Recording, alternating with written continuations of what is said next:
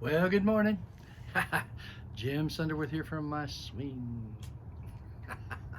I love this place. I love coming to you every day and just sharing. I don't know.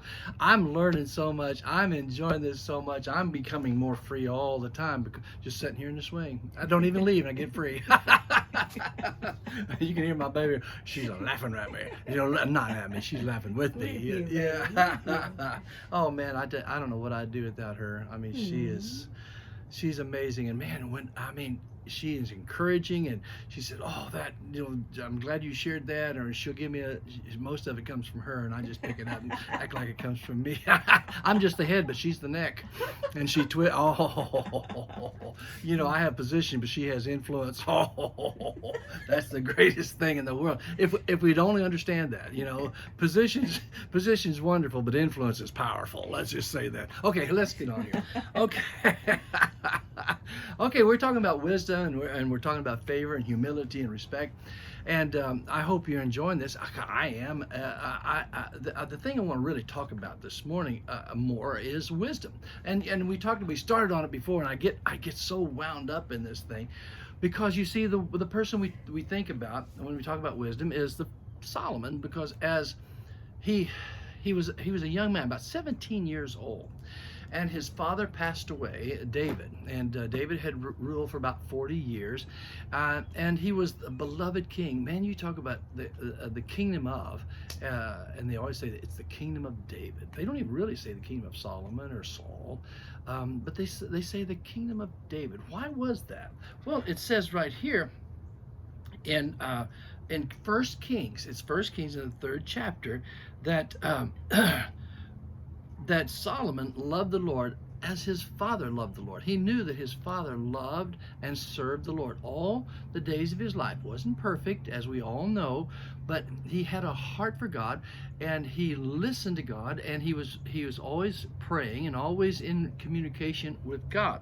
So, and Solomon loved the Lord, walking in the statutes of his father David, except that he sacrificed and burned incense in high places. Now, what happened here was that as he came into the leadership, he kind of followed the status quo, and he went to Gibeon. Now, Gibeon was a high place of worship. Now they put this place up there, they put the altar there, and they put the bowl there, and they put the incense there, and they put the candle there. They put everything at Gibeon, but they did not put the Ark of the Covenant. The Ark of the Covenant was in Jerusalem.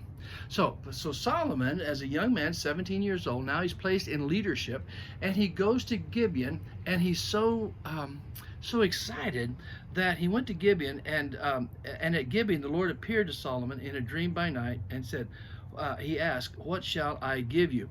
Now, in the past it talked about how Solomon was so excited about this that he offered thousands of sacrifices at Gibeon. He worshiped there.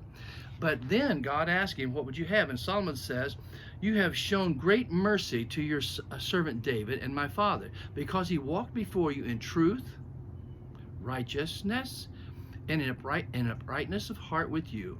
You have continued this great kindness for him, and you have given him a son to sit on the throne as it is this day." So he recognized right then that he needed to follow the footsteps of his father, because his father was extremely successful. "Now, O Lord, you have made your servant king instead of my father David, but I am a little child." Now he's the king. He's over everything, 17 years old. And he said, "But I'm a child." What is that? Is that one of those things called humility? I think it is. "I do not know how to go out. I don't even know how to come in." Okay. "And your servant is in the midst of your people, whom you have chosen, a great people, too numerous to be numbered or counted. Therefore," now here we go. "Therefore give to your servant an understanding heart, to judge your people, that I may discern between good and evil. For who is able to judge this great people of yours?" Wait. He recognizes that life is really from God.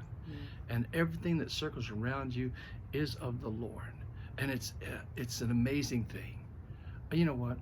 I've already passed my 5 minutes. I'll take it up right here tomorrow. Don't you go away, and you better stay.